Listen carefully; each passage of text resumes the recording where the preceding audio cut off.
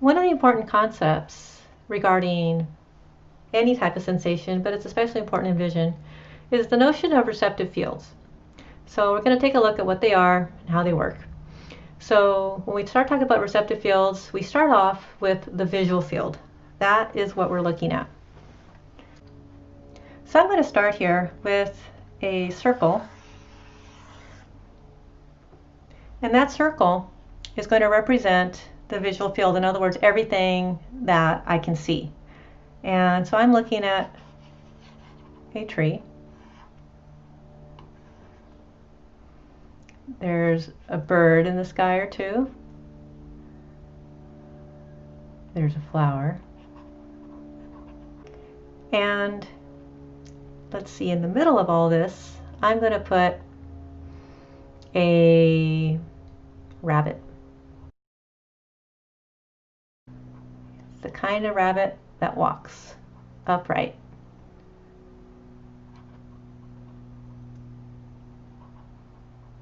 And puts his hands on his hips.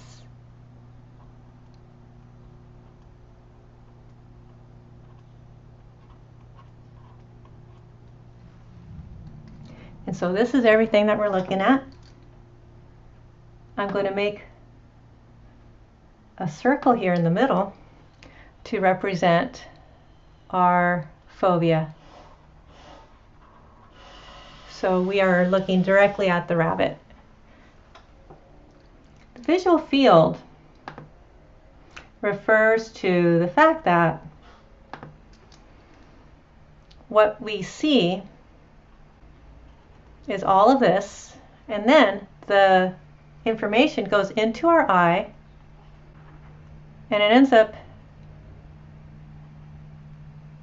being put here in the back of the eye in the retina. So this image of the tree and the birds and the rabbit and the flower are all put in the back here of the retina. And then if we look at a section of that retina,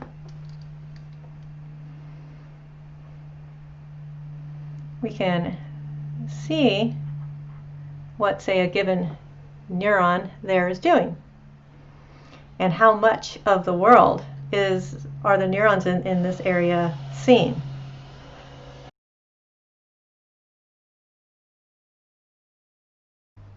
But it's actually what a given ganglion cell sees.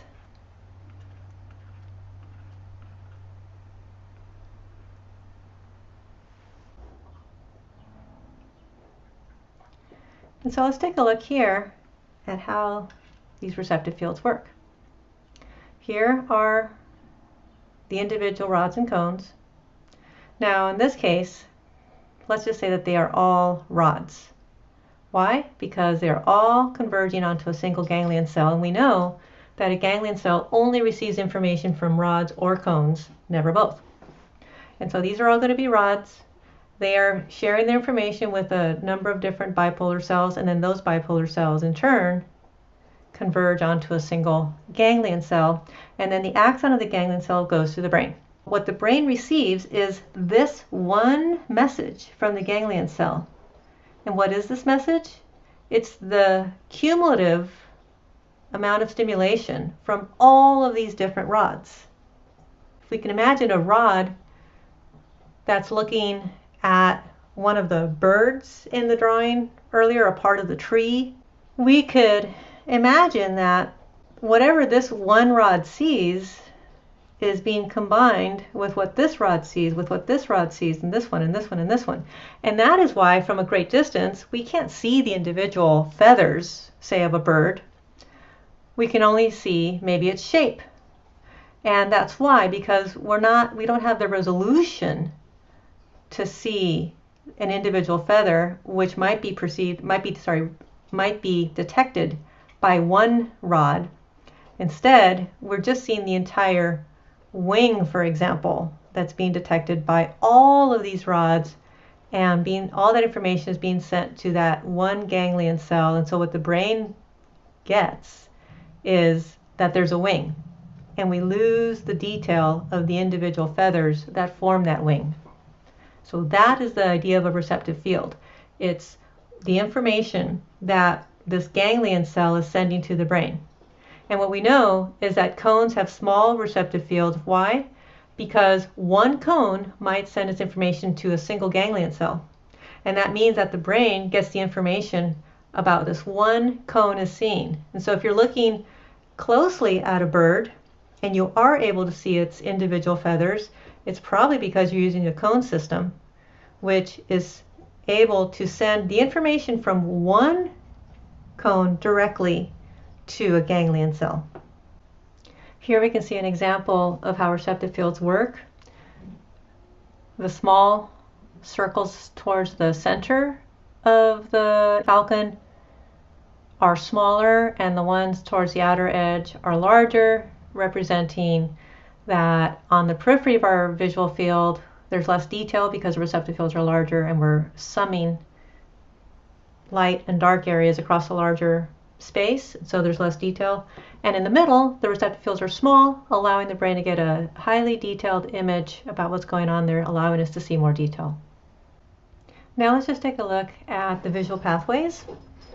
So up here, the A and B is what we're looking at. And we can see that the visual field is detected by both eyes.